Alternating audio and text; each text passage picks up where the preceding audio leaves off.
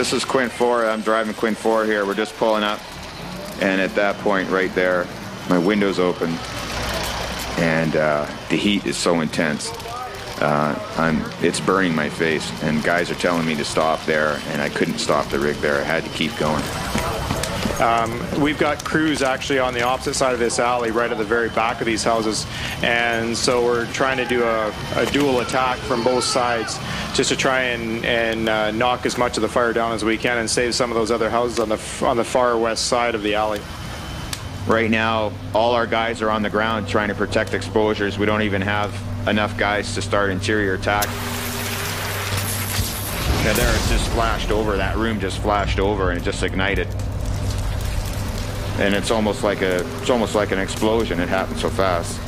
We'd have about 5 or 6 more houses going, so even though we didn't seem to be that effective at putting the one house out we were protecting, we stopped the fire from gaining in strength and heat and burning something else down.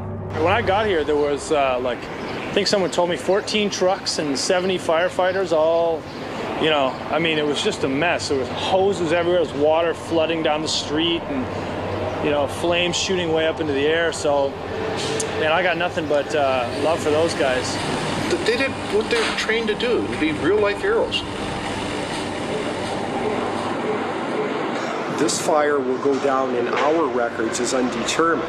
And the reason for that is that once we call the heavy equipment in and it churns up the debris, number one, the reason we have to do that is to be able to get at the fires that are down below, because the building falls and it pancakes on top of itself. Woke up at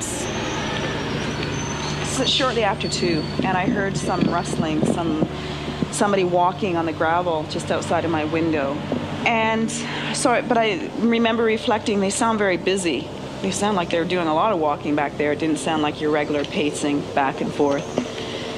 So I kind of dozed back to sleep listening to that, and then I woke up again and I heard a crackling noise, and I thought, well, I wonder what they're doing out there. That sounds kind of weird. And I dozed back to sleep for a little bit, and I heard the crackling noise some more, and it was really strong. And I thought, oh my God, that doesn't sound right. So I sat up in my bed and I started listening.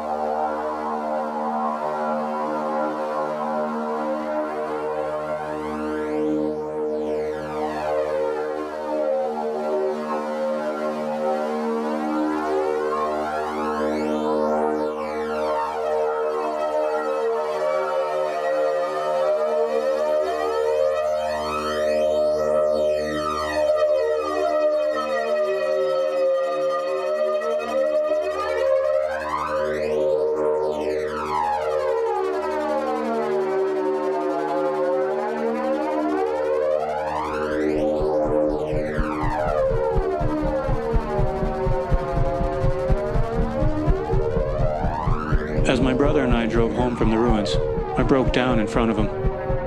I guess everything just caught up to me. The adrenaline was gone, I had smoke inhalation, probably dehydrated.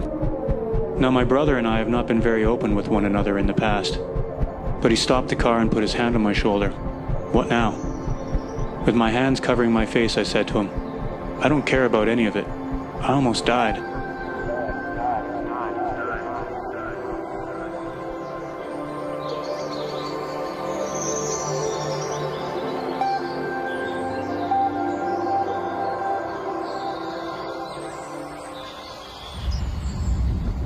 It's now 9 hours after I awoke from the fire and I finished this journal entry that I wanted you all to read. I must admit, it was starting to feel like home at this place. But it's not really my home. I haven't really had a place that's been my own for a couple of years now. I just jump around, landing here and there, hoping one day things will change for me. Well, today they did. I lost everything but my life, and I can live with that.